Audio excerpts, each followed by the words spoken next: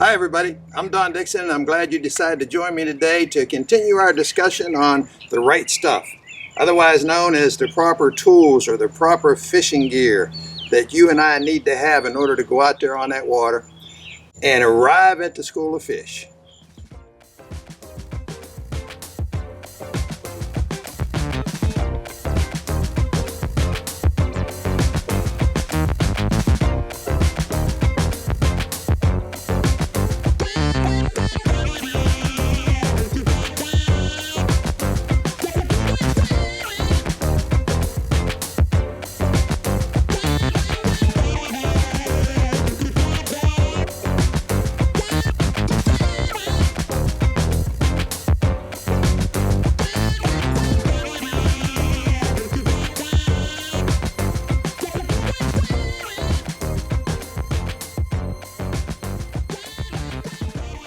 The last time we got together, we introduced wireline and we showed a couple of different setups with this wireline and how to rig it and so on and so forth. And we also showed going out with a student, and in a morning of fishing, we showed how effective that rig can be and the wireline can be.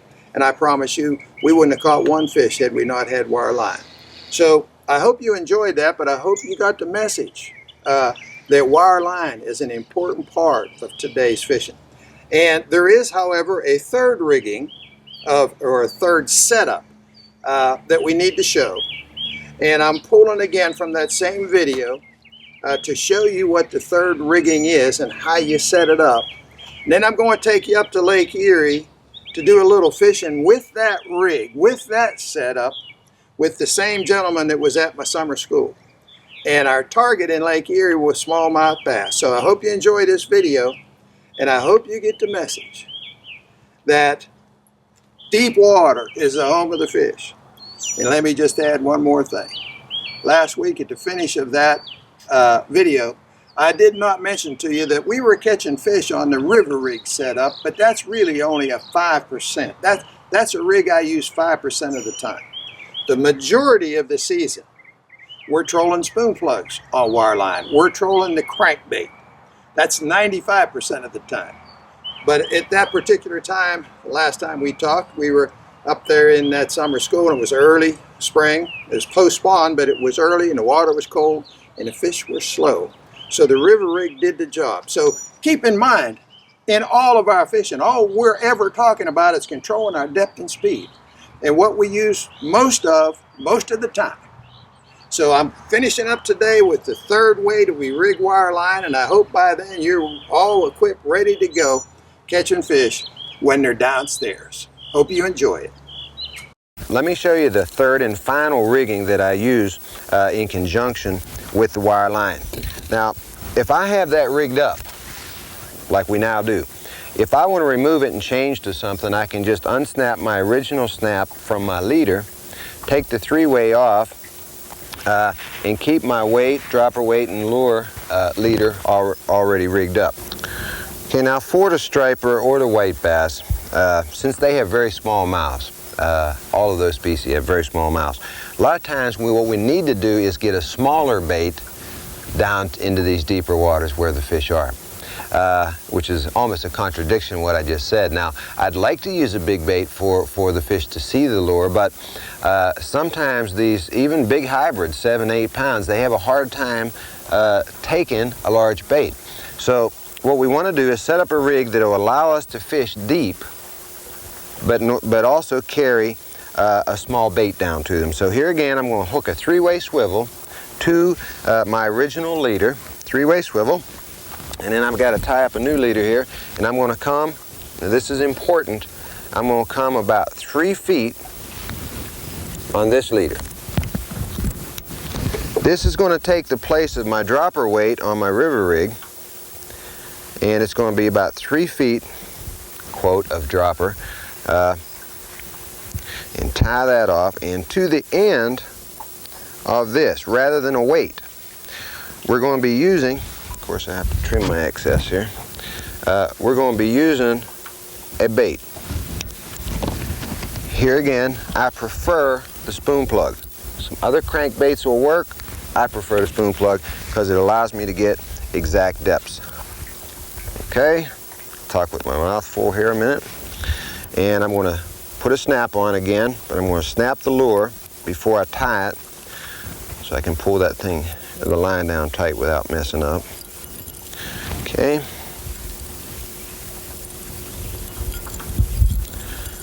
Here again, I like to do 8 wraps if I'm just doing a clinch knot, a minimum of 8.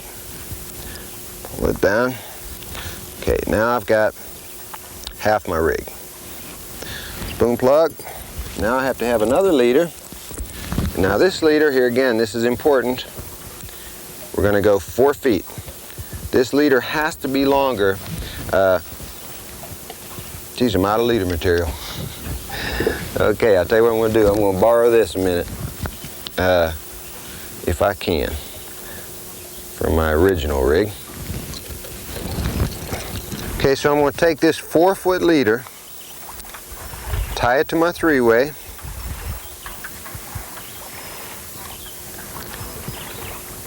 Now, recall now that I said I've got 3-foot leader on the spoon plug. Now I've got 4-foot leader from my trailer. I'm going to trim that off. Now my trailer for the striper, it's important that I use something with no resistance because I have a lure now that's going to be working, pulling down and actually giving me my depth. The wire line and the spoon plug will give me my exact depth. Okay, so any light jig will work fine. I like to use a light jig, 1/8 ounce head maybe, or sometimes I even hook it up if I'm fishing white bass and catching just, you know, hundreds of them. I like to rig up just a short worm hook with no weight at all and just use a little wiggle tail, and that'll work fine. But regardless, you want that trailer bait to have no resistance. So you end up with this rig, and I just call this my striper rig. I've got a spoon plug on a 3-foot leader, and I've got my trailer, no resistance trailer, on about a 4-foot leader. And of course, depending on the depth, I'll choose my spoon plug depending on what depth I have to fish. But I can fish effectively with this series of spoon plugs on with this rig from the bank to 60 feet. So regardless of where I see my break line occurring, I've got a rig that'll go down and get them. And this, as I say, is basically for the species with the smaller mouths. Okay, Jim, you ended up catching so many walleye up the Winnipeg River that you talked me into coming down here and fishing your home lake, Lake Erie here in Pennsylvania. And as most people know, one of the Great Lakes, and it's really sort of like an ocean out here. But the fishing doesn't change, and I thought since you wanted me to come down here and try to catch you some smallmouth bass, that we'd just go ahead and take the opportunity to finish our discussion on the different rigs that we use with the wire line. So, as you recall earlier, up in Winnipeg, I was talking about the river rig, and we were fishing a river rig, but I also mentioned that another rig we have is the spoon plug, Buck Perry spoon plug to get depth, running a trailer. And I mentioned to you at the time that I do that for the white bass or the striper family, but I also run trailers for smallmouth when I'm fishing exceptionally deep. Main reason is that a smallmouth, of course, has a small mouth, so he has a hard time getting the bigger lures. Now, he will at times take the bigger lure, but I like to also be able to offer him a smaller bait. So we use, in this case, in conjunction with our wire line, we use the big lure, the big dive and spoon plug, to allow us to get to the deeper depths, and then we're going to present this trailer bait as an option for the fish. Now, as we came out off of this section of the lake, we discovered a break line. A good break line is occurring at 45 feet, breaking 45 to 47. It's not a very dominant break line, as it's only breaking 2 feet, but it is in fact definite. In other words, we didn't have any problem on the depth sonder seeing it break. So I have a suspicion here, since we're into October, that we can have some fish along this break line. So we're going to give it a test, and the way we're going to do it is run the bigger lure to get down to that 45 feet and run a trailer bait. So if we hook up, we'll go ahead and make some passes and see if we can't catch a fish, okay? Okay, now I think about 26 layers is going to do it. We'll have to play with it after we get out. Remember how we're counting layers, so let's go 26 layers. Here we go.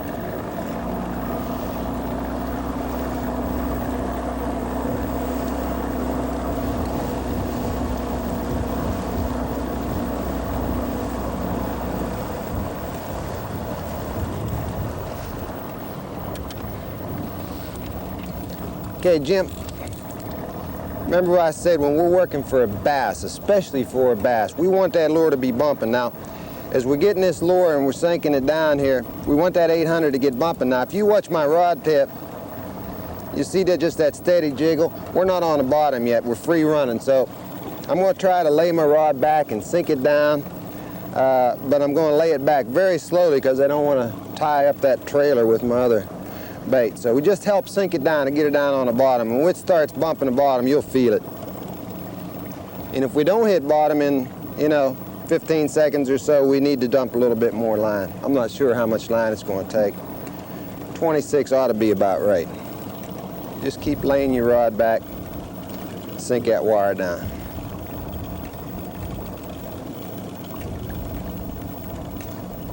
See that 800 bumping? See it? You down, you feel it bumping? Bumping. All right, now we're in business.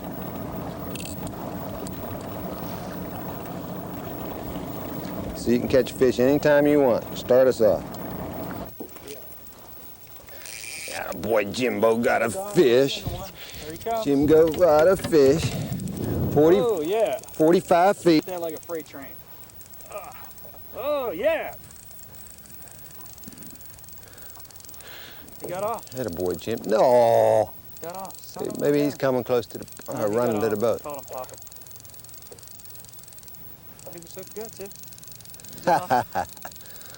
Well, we'll allow you to lose one. Boy, that fish is fighting. Oh, he's lying pretty good. That's a pretty good fish.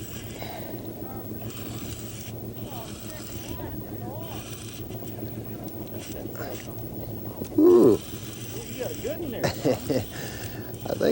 I think he'd like to jump, but he's got too much weight there on him.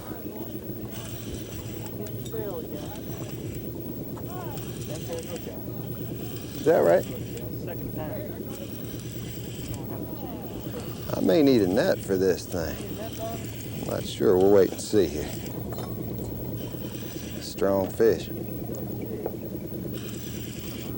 See, we got charter boat coming into the picture here.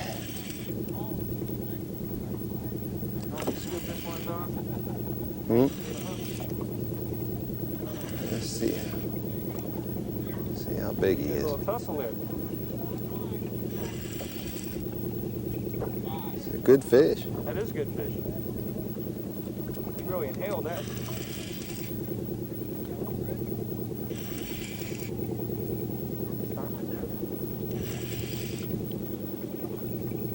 I think he hit the trailer. I don't want to put too much pressure on him with that later hook.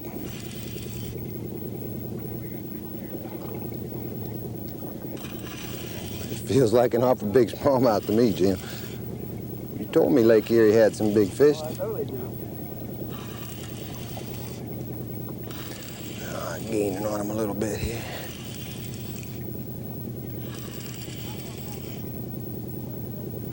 Jim, that is a good fish there.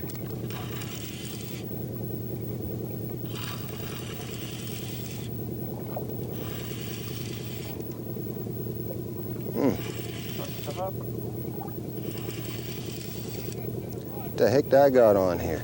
Oh, that's a nice fish, dog. I got, you're not going to believe this now. Doubleheader. People are going to think that I was kidding. Look at here. Look at here. Look at here.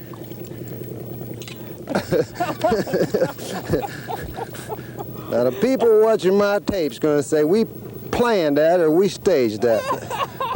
That is wild. A double. Whoa. No wonder it felt like a good fish. Toting about 6 pounds of smallmouth. Oh, that's wild. Well, you know you're on the school when you hit them like that. Let me see. Pick this out of the net here. Get the fish out of the net here. Okay. Yeah. Whoa. There it is. Now that's how you're that's how you're supposed to do it when you know you're going good. Yeah. Well, you see anything looks like 5 or 6 pounds you need to net, you holler at me.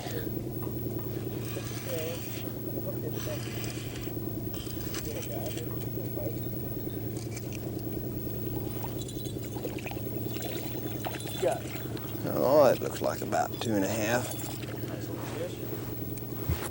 Just lift him right up here, I think.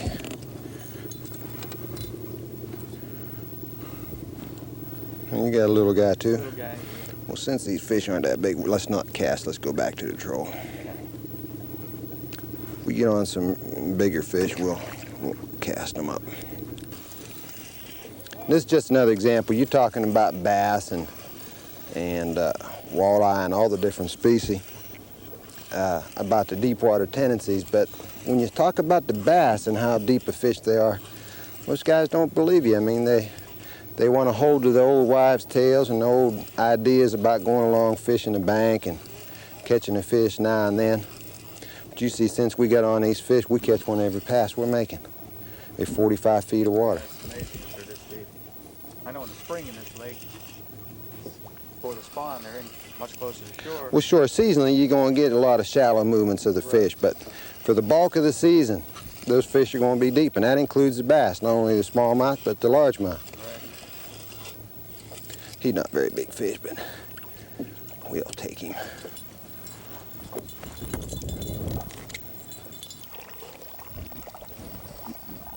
Well, is he big enough for the net, Jim? Did you break the ice on a big fish here? I don't see him yet.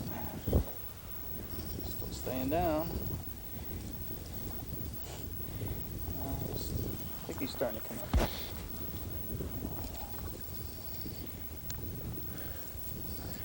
"45 feet and breaking." Right on the money. Maybe a little bigger. Here, I'll get him. He got the spoon Got plug. the spoon plug. How do you like that? All right. Hit that spoon plug. Son of a gun. In some parts of the country, that's a good fish. We're gonna let him grow back up a little bit.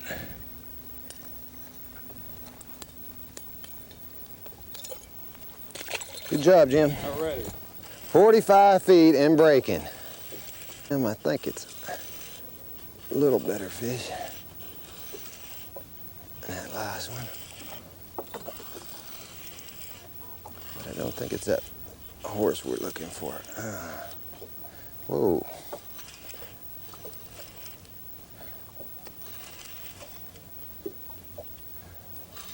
A little better fish now? Yeah, he's a little better.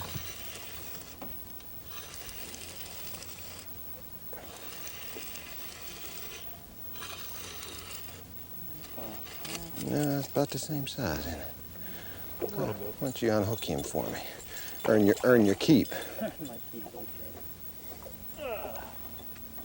Pretty fish. He was stuck. Yeah. Let's get it twisted on. Okay. Little fish. Hard to tell. I have to use such a long line out there. Oh yeah. Hard to tell. Better fish. Oh yeah, he is better. There he is. Good job. Brought all that lead wire up there. Spoon plug and jig. In fact, he's got the spoon plug. It's a little better fish, Jim. Still not the ones we're looking for. We'll put him back. Bring him this side of the boat. Yeah, he's still I got something better. No. That only happens to the coach. You're right, so far. Same size. Yeah. We gotta get some big fish here. Actually, that's a little bit better. He's a little better. 20 fish we caught in the last hour? Something like that. No, he isn't any bigger, is he? No. Nope.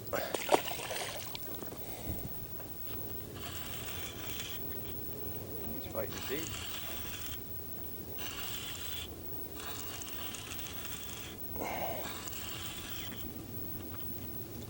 Give him a good little tussle there. Oh yeah, he's coming up. That's a nice fish. Get the spoon plug? Got the spoon plug. You just had him hooked. Sling him towards.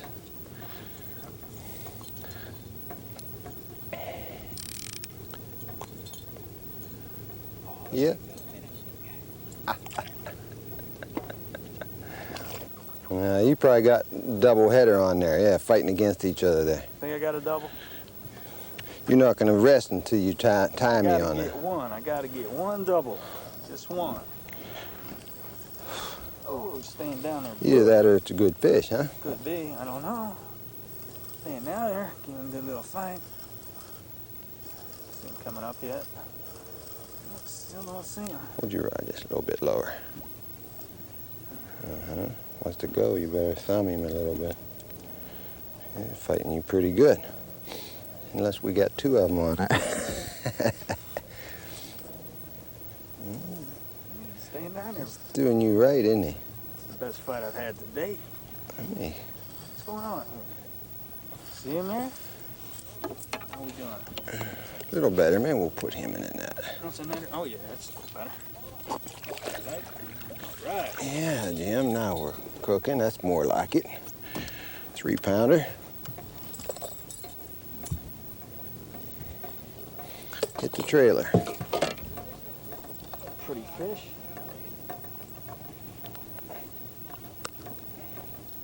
You want a live well here? Yeah. Throw him in the well. Take him. Okay, thank you.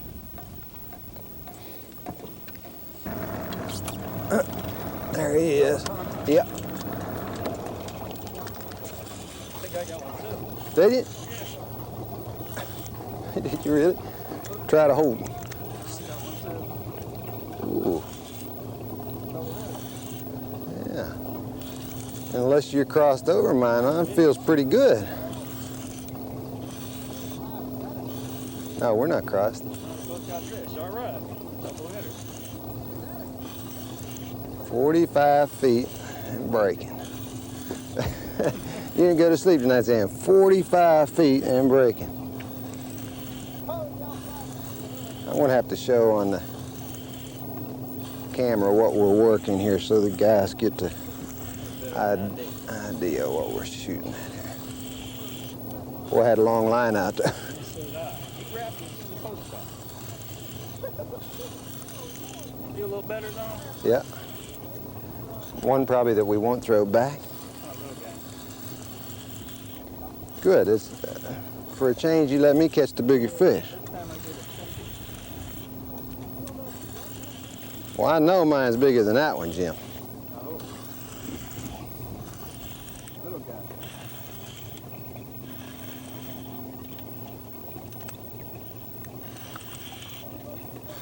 You didn't mind me leaving that one go, did you? No.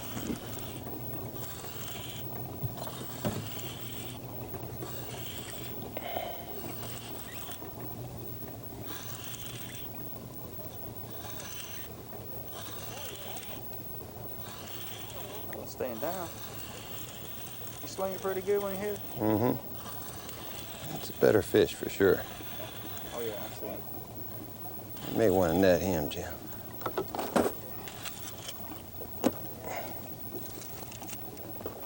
That is a better fish. It's a chunk. Good. All right. I mean, it's been great for them. I'll tell you where we got lucky is that wind laid down. Really nice. Beautiful out there. I think you believe this is almost November 1st. I think you got the big fish this time too. Try to go a little more sideways there. Try to keep them apart here. Get that wire tangle together. It's a mess. How's it, Doc? Oh, it just feels like a fish, Jim. Kind of like we've been catching. 2.5 maybe. I think you got a better fish on there, partner. You hit it like a ton of bricks.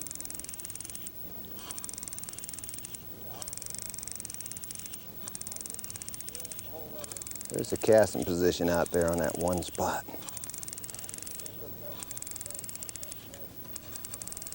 We're kind of messing up here, aren't we? That's okay, I'll keep him over here. I see my fish decided to go around yours there.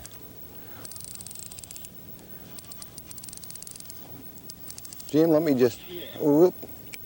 Maybe not, he's going back the other way, yours. You don't know where he wants to go. Well, yours ain't doing too bad either. We don't want to get him tied up here. Let me get around you here. Here, now we got it. Yeah, it's a little better fish, Don. You got a nice fish there, boy. All right. Oh, I got a double header, Don. Do you? I got a double header, boy. No wonder it felt big. I got a double wrap. Well, I think I'll get mine in here first. Whoa, son.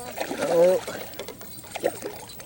Now, you know you're in the school of fish when you're doing like that, James. Double header, Don.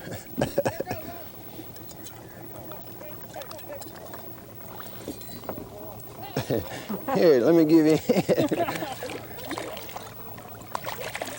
Got my first double. Now you pick that and up.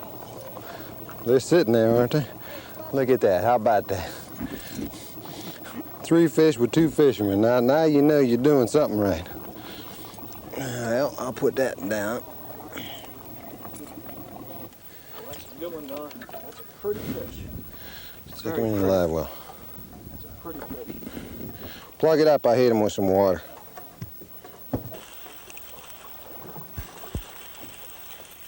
Well, like I say in the classes, catching fish for the most part, I think our fish crossed us up again. I'll move up here. Catching fish is the easy part. It's getting on them, it's finding them that's the tough part. We found them, that's for sure.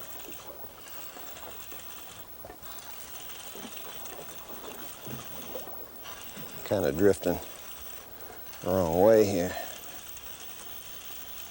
I'll get this little guy in a hurry. Give you a chance. Boy, he is a little guy. Goodness. What do you got, Jim? Better fish? Attaboy. Is that a good one? Yeah, it's a good one. Here, I'll net him for you. Sure here like a ton of bricks. Bring them up to you. It's under the boat. All right, Jim. That's a Attaboy. fish, Don. That's more like Hey, wait a minute. This isn't supposed to be, Jim. Wait a minute. I'm supposed to be the coach. You're supposed to catch him, and I'm supposed to catch that one. I'm a fast learner, Don. That's a pretty fish. That fish be 4 pounds, I believe, Jim. Good job. He stuck it like a horse. All right. That's a pretty one, Don. Look at that. That's what we're here for. You'll keep yours. I'll throw mine back. All right.